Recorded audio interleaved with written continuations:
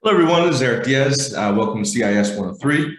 Today, I'm very excited to have my guest, Anastasia Banks, and we are going to be talking about social media marketing within higher education. So, Anastasia, let me introduce you properly, but really happy to have you here with us. Yeah, thanks for having me. So Anastasia is a global communications and brand management professional who works with the Thunderbird School of Global Management at ASU. She has achieved success managing the brand and digital footprint of multiple organizations within the higher ed sector. After spending more than 10 years in branding and communications, Anastasia understands the importance of effective communication and brand awareness as two pillars of a successful brand management strategy. She specializes in internal communications and social media management. Anastasia holds a bachelor's degree in sports marketing and media and a master's degree in integrated marketing communications. So Anastasia, let's hop right into it. So you've got a really cool, interesting job. Would you tell us more about it? Like, what do you do for Thunderbird? Yeah, absolutely. So I'm the Associate Director of Communications, and beyond managing the social media platforms for the institution, I also manage them for our Director General and our Dean. So I do executive communications. And because we are a smaller team, we are currently now launching a major website, and that includes content creation and curation for that. Big major photo shoots. So if you're like a creative person, being able to see how those types of things come into place. And then just overall content creation. So whether that's video design, GIFs, you name it, we're pretty much creating here. And I do the bulk of the project management for my team. Very good. What's your, what would you say, like, what's the day-to-day like? What's your average day? What'd you do today? Okay, I had a crazy day today, actually. What'd you do?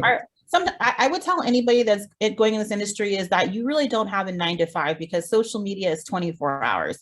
So although you might have office hours, there's going to be many times where you're just going to have to go onto your platforms just to see what's happening, especially if you've put out anything new or major information or news. So I'm typically waking up each morning and just kind of checking our platforms to see what's happening, making sure any scheduled posts have already went out. I also come in, we use a project management system. So that really gives me a good idea of what projects I have in line for the week. This week, I have a really big photo shoot and video testimonial shoot. So I spent a ton of time getting people scheduled and prepared for that. That takes a lot of time. And also just a lot of administrative tools that happen when you get in a leadership role, those kind of in-between things. And I think we spend most of our time on emails or some type of video call meetings. So keeps me definitely busy. And I love the fact that I've been able to learn so much in so many different areas involving branding and communications. Very good. And then I know you have some materials to share with us. Let me ask one more question, and then let's now have you share your screen. If you could maybe just review some of those materials you have, that'd be great. Sure. So what have been some of the lessons you've learned? Or let's see. Yeah, what are some of the lessons that you've learned from working with the higher ed community? What satisfies your stakeholders the most in regards to content creation? One big thing when you work in higher ed, especially if you work for a institution that has a really long, rich history. So you want to think like a Harvard or, a Stanford. Thunderbird is a global school along those lines. So for a long period of time, when Thunderbird was not part of ASU, it was kind of considered an Ivy League style global management school. So with that, you usually have a really strong reputation and really deep-rooted traditions, which means you have a really connected alumni base. And when you work in higher ed, a lot of what you do and what you say and how you brand yourself as an organization, a lot of that is going to be talking to your alumni and making sure they feel confident in the brand. Because when you work for universities, your alumni are donors primarily a lot of times, or they come back and they speak at the school or they're involved with the school. So if they don't have a good feeling about what's happening at the organization, that is a big deal. And I don't know if there's any other business outside of maybe a publicly traded organization, and even not on that level, that has such a high connection to a stakeholder like alumni. And universities have a major responsibility to the alumni. That makes sense. Very good. All right. And then, yeah, if you would share some of the materials that you've got. Let me know. I might have to make you the host, but just let me know if Sure, you'll allow yes. to share. Well, it looks like it might let me go ahead and do it. So I'm actually just going to give you guys an idea of just a couple things that I put together. Working with the university, we usually have partners that we work with as well. And we also have, like I said before, a really great connection with our alumni. So we have a fantastic alumni group here that is always looking for opportunities to share what we're doing here at Thunderbird. For a lot of those alumni in that group, they are individuals that are, CEOs, presidents of Fortune 500 companies. So their time is very limited. And because their time is limited, we want to give them easy, accessible tools to be able to share what's happening at the school, where they can either pass it on to an assistant or they can just do the copying and pasting on their own. So what I established for Thunderbird is a Trello board. And you can build one of these out if you're working in social media, where it gives all the graphics, it gives the exact verbiage that a person would use in a post, where they can just copy and paste it into a post. And I have it broken up by a platform. So whether it's for Facebook or Instagram, LinkedIn. So this allows for them to share different programs that we have coming up without them having to think of the copy on their own and mistakenly maybe placing the wrong links. I provide how-to videos for them as well, what hashtags to use, what links are available. So this is just something, if you are in a position where you are working with a group of individuals that need to have the ability to share information or content about your organization, and you want to have it all in one place and really organized, a Trello board is a great opportunity to do that. It takes a bit of time to put it together, but it's probably one of my favorite things that I've personally done for promoting. And then one other thing I wanted to share is, if you Anastasia, quick question. Is that what you were showing us? Like, was that for like one particular piece of content, or was that like when we were seeing that? And I know there was like LinkedIn and Twitter posts and all that. Yeah, I can get back to it. Yeah, I just was curious, like, how often is that update, or like what is like, yeah, let's say the LinkedIn post on the top where it says creative industries. So usually what happens, for instance, this is a Trello board that's built out for all the new programs that we are offering.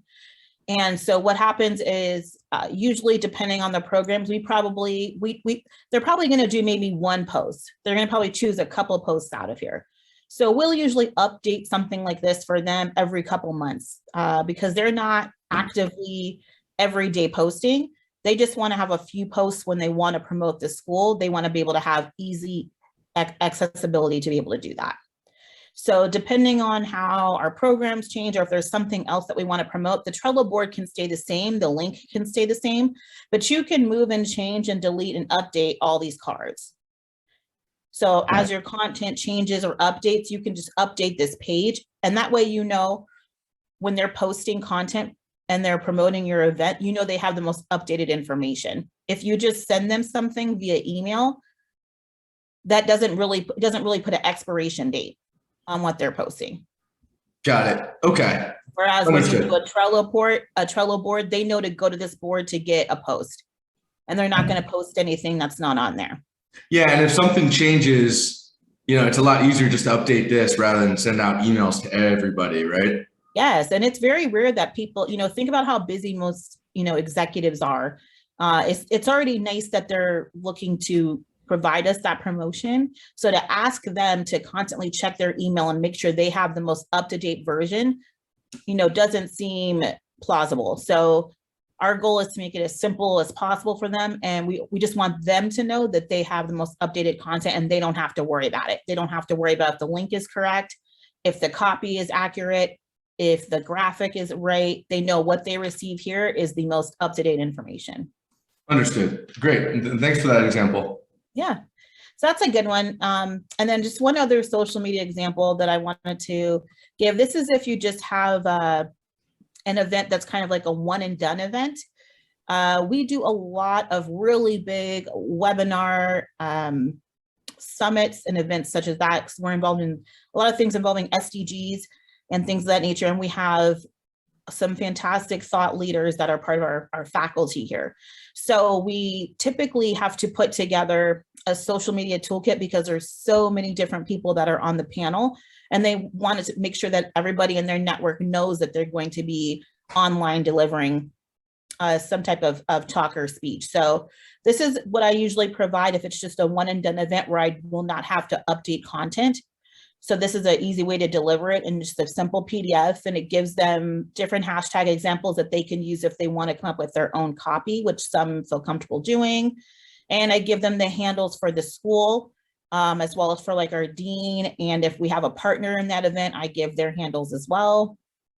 And as far as graphics are concerned, this event had separate individual speaker graphics, and this requires a lot of organization, but basically I just provided a link and it had folders where they could find their name and download their graphic to be able to post.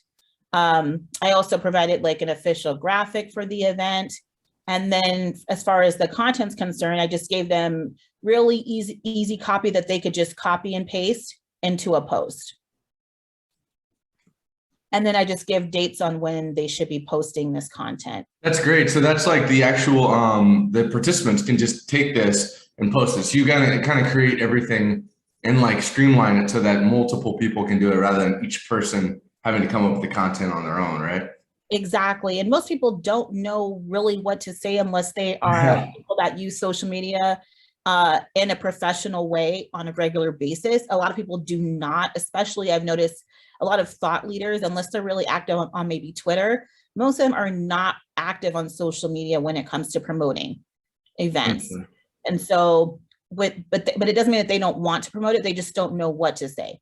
And to be able to say it concisely and just and simply, because as you know, Twitter has a character limit. So that's another, hurdle that you see people struggle with when working with Twitter, is having too many characters and not knowing how to take a whole bunch of information and condense it down. So we do that for them. Yep, no, that's great. So yes, that's just an example of some things that you might have to put together if you decide to have a career in social media and you're working for an organization that has events that other people would be promoting, whether it's through like I said, thought leaderships on a panel, or you could be dealing with like ambassadors or influencers as well. What would that's a good point. What would you say is the difference between an ambassador and an influencer? Or are they the same thing? Well, sometimes it can be, sometimes not. Usually you'll find organizations that want to have somebody as more of like a representation of the brand, as opposed to somebody that's just tested out a brand, is usually the difference. So an influencer, they might share a brand that paid them to, put on an outfit and model it or try a product. An ambassador is somebody that's basically living and breathing within the brand. So you'll find, for instance, Lululemon, their people are considered ambassadors. They're people that are usually yoga teachers or spin instructors, and they're wearing their clothing while they're participating in this event and also promoting a healthy lifestyle. So they're just an ambassador of everything that Lululemon represents. Whereas an influencer might be somebody that they might pose in the clothes, but they really don't know much about the brand outside of that. They're just showcasing the clothing through content creation. But they're not somebody that you would go to that could tell you the mission or statement of the organization. I got it. So it's kind of more long-term with an ambassador, a little bit more short-term with the influencer. Yes, usually if you're an ambassador, it's usually a longer partnership. And it usually a lot of times is also connected to like who you are as just a person as well, and how you live your life. Got it. I'll say that. So while you're talking, I was thinking, be good to know like more about how you got into your role. Like, tell us a little bit about your career path so far. Yeah. For me, it's interesting. I really wanted to work in fashion when I first went to college, and then kind of got involved into sports and thought maybe I would have more of a sports path. But as I started taking classes, the great thing about the degree that I was in is that it actually forced you to take courses like social media management, video content creation, things that you wouldn't assume a degree would ask for you to do. but they really pushed you to have just some skills outside of what you thought would be the norm. And because of that, I found that I was really skilled in those areas. And ultimately, I just started sending in resumes to maybe try out doing some social media management, because it was really at the height of a lot of companies realizing that they needed to hire somebody for that role. And I started out doing more so engagement management, like going into different posts and doing like reputation management for companies, like if there were complaints in posts, responding with information, giving feedback. And I did that at a university level. So if the person would send in a comment or a message and they needed help or things of that nature, that's usually what I was doing. Gotcha. Okay, very good. All right. Let's see. What some of the questions that we had submitted were what challenges do you have in managing the social media presence for a global university? That's great. So because we're global, we have multiple locations across the country, and culturally, how they receive information is going to be different. I would say one big one is we have a really strong China presence. And that is something that we ran into issues with as far as them receiving communication, because they didn't have access to things like Facebook. So in China, they do have access, however, to WeChat. In order to obtain a WeChat account, that has to be built out in China. So it is very difficult as a company to get a company-owned WeChat account outside of China. So we had to go through a process of getting a firm in China to be able to set up a WeChat account for our institution, so we could deliver the same content that our people were getting on our Facebook page and our LinkedIn page, provide that to our Chinese alumni and potential students on WeChat. So that was a huge challenge, and I don't think too many organizations run into that unless you are somebody working with China. Absolutely, that definitely makes sense.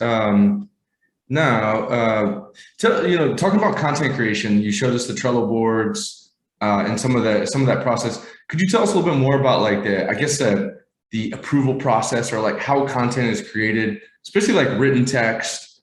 How does that happen? Like who writes it and who does it go to? How is it approved? How does that whole process? Is there software involved too? It depends on your team. Sometimes you have a smaller team where the person that's a social media coordinator is also the copywriter. So, and usually in that situation, you have to be really strategic about who you hire.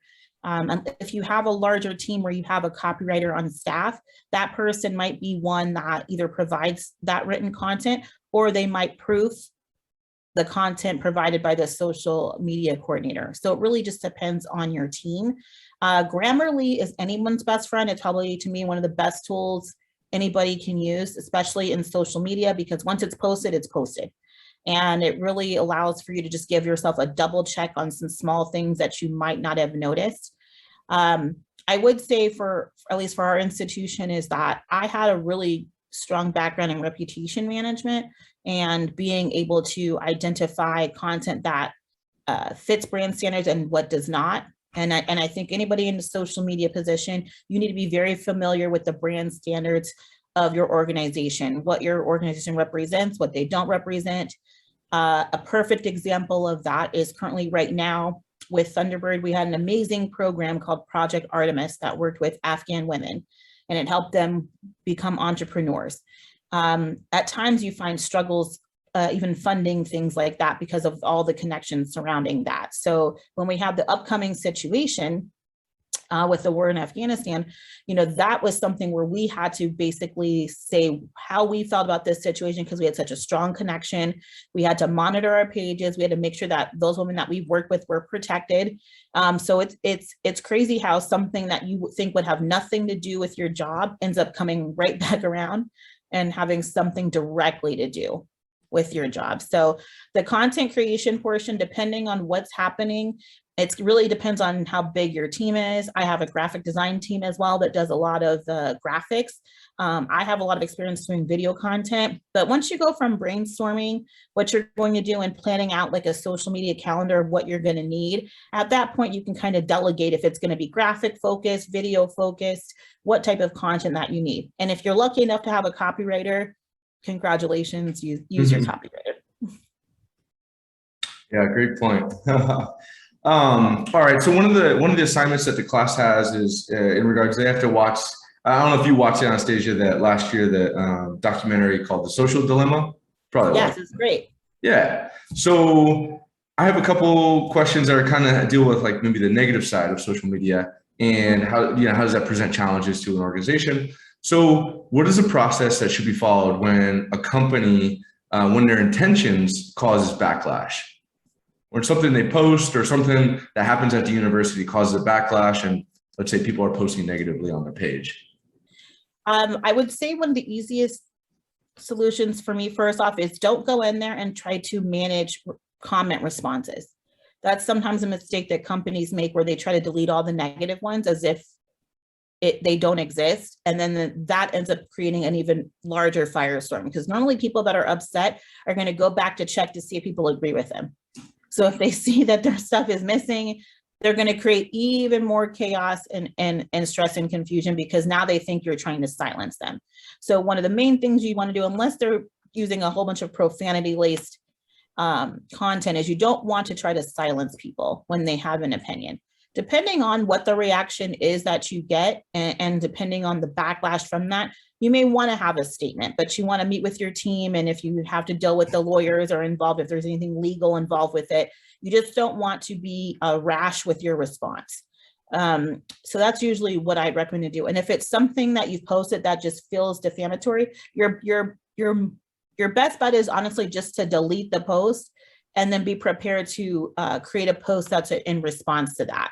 And if it's one of those situations where people are asking you to do better, or, like if you're, I think it was like H&M or Shine, one of those, or Shein, one of those companies that had some clothing that was, kind of racially derogatory and things of that nature. And mainly people just want to demand that you recognize what you're doing and what you're going to do to avoid that happening again. So a lot of times people just want to see the apology, and then they want to see action behind that apology. And that's important. Don't deliver an empty apology with no action. Makes sense. All right. And then this one is about, let's say if you don't agree with your company, or maybe you have your own bias about a topic. So the question is submitted by one of our students, is how do you avoid bringing in your own bias when it comes to separating what's best for the company versus what you personally believe or prefer? Well, your job as a social media manager is you represent the organization.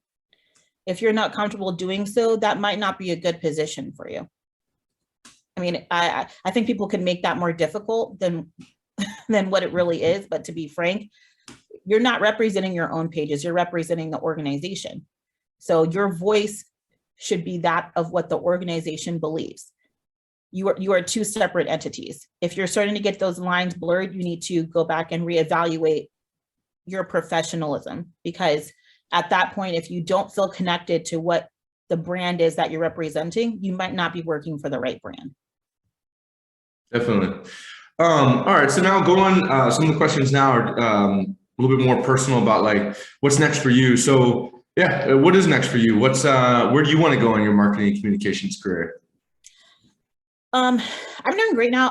Hopefully I'm looking to just have some higher roles focused on internal communications, strategic communications.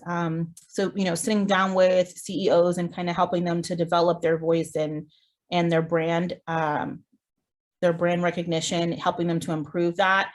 That's something that I've really been able to learn at Thunderbird, is being able to really establish what your voice is. And that is not an easy task to do, even doing things like strategic messaging and the work that goes behind that, helping organizations to get prepared and ready to do market research, which I think for some organizations, they don't understand the importance of that. And then they wonder why they keep repeating the same mistakes, or why the content or the marketing strategies that they have aren't working. A lot of times it's because you haven't done any market research. So you really don't know who your audience is in the first place, even though you think you do. And that's something I think is a big deal. So yeah, I like it. I think just getting more into the strategy portion of it, and managing a team that does that. And I really love reputation management. I think I'm pretty good at predicting when I could see a potential issue coming. How do you do that? Well, it's usually you're if you're somebody that watches news. I watch a lot of news, I read a lot. So you're kind of getting the climate of what's going on in the world. And if you're working with an organization where, you know, they might be dealing and dallying in situations that are connected with stuff that might pop up into the news, and you kind of know the history and the background of your organization, what you've been a part of, things of that nature, you can pretty much dictate and predict when you could potentially have an issue with something. If you've had a history, you know, like if you look at the Me Too movement, if you know your organization has had a history of settling out of court, you know, accusations, right? And you start to see a huge swelling of movement around, you know, that happening. That's when you would talk to your CEO, your heads, and be like, hey, just in anticipation of this, where do we stand on this? What's going to happen if we start to see stuff posting online, connecting stories to us? How should we respond to it? So you just kind of have to be afloat, especially if, like I said, if you work for an organization where you might have some red flags that could potentially pop up, and just kind of be on top of it. I would say dealing with COVID was a huge one. Working in universities, as soon as, for a lot of universities, we started to see things pop up where things were going to close down, you know, immediately, you know, my head was like, I could already see the storm coming from this. Whether it happens or not, we need to be prepared for that. So how can we make sure our students have the information and the knowledge that they need to be successful should this all transition? You know, what are we going to say? How are we handling it? And I think because we were so prepared ahead of time, and even though it wasn't, even when we prepared, nothing had closed down yet, but we just had a feeling something could happen. We were substantially more prepared to handle the communication because of that. Got it. You mentioned earlier a school like Thunderbird is well known. Obviously, it's a global program. China is a very important location for you guys. So for you personally, how was working with a well-known brand or university such as Thunderbird and ASU, how has that affected your career? I think anytime you work for a notable brand, it gives a little credibility and validity to what you're doing. And I think people assume, especially, you know, I work with a lot of executive master level programs. So I'm dealing with a different type of student. And I'm at one point, and it could still be, but Thunderbird had the largest percentage of CEOs of Fortune 500 companies for this one school. So with that reputation, it kind of holds a certain level of weight to it. And I think that's huge. I've had many people where I just said I didn't even mention the ASU part, which is a whole nother larger school, but just saying Thunderbird people knew what this school was. So yeah, and a lot of it, it's the alumni. I think the alumni that come out of here really put the school forward, and that creates that reputation. So maybe there's something also that's where you say, you're talking about what you do, you just meet somebody or meet a group, and there's, what do you do? Oh, I work for Thunderbird. There's like instant recognizability, and they're like, well, if Thunderbird trusts in Anastasia to run their social media, she must be pretty good. Is it kind of like that too? Yeah, I would say it. When you work for a school like this, they're assuming that you must have had at least a certain level of experience and knowledge, especially on like a global scale. Because being global is really big here, and having some kind of global connection. We have an extremely diverse faculty and staff and student body. So that is always huge here. And you pretty much know if you meet somebody that recognizes the Thunderbird name or is a Thunderbird, that they come from that type of background. They usually have a global mindset. They're usually adaptable. And they're kind of think on their toes type of people. So that's the reputation that usually comes with it. And I think that's good for anybody looking to make it a career move. That's great. Obviously COVID, huge thing. How did you adapt to COVID when it happened? What's your work life now? Is it back to normal, or what's your work status like? Yeah, I am back in the office. I think I started working remotely March 16th, 2020 to be exact. And we were home for at least a year. I think we would maybe after 6 months, we'd have like one person come into the office a week just to have some kind of presence at the office. But most students were still honestly online, and everyone was teaching online. It was really important for ASU to get students back to campus because that experience is so huge for so many. And there's only, so many webinars and tutorials that these students want to do. A lot of the really fun traditional things like our regional night and things like that just weren't the same virtually as they would be in person. And one of the major things is our graduation, and we got a lot of national and international attention as soon as COVID hit. That was our first virtual graduation, and I'm sure most people on here saw how schools had to handle and deal with a virtual graduation. And some just put up some cards and said, okay, this is what we can do on the fly. And we really wanted to take it to the next level. We see ourselves as a fourth industrial revolution, 4IR focused institution. We always think of ourselves as being future ready, globally focused, and making digital transformation. So one of the big things we did is we got a whole bunch of robots where our students could have their faces on the robots and they could control them. And they would have the robot would have their photo taken with the dean with their degrees. And it was on multiple like international and national news sites and news television appearances. So yeah, it was crazy, kind of blew up, but we just knew we wanted to take it to the next level for our students, even though that it was virtual. We just wanted them to know that their graduation was just as important to us. Got it. Two last questions for you. So what type of professional and personal skills does it take to succeed in the kind of work that you do? I would say being really quick on your feet is probably a really big one, and being very concise in your words and your delivery.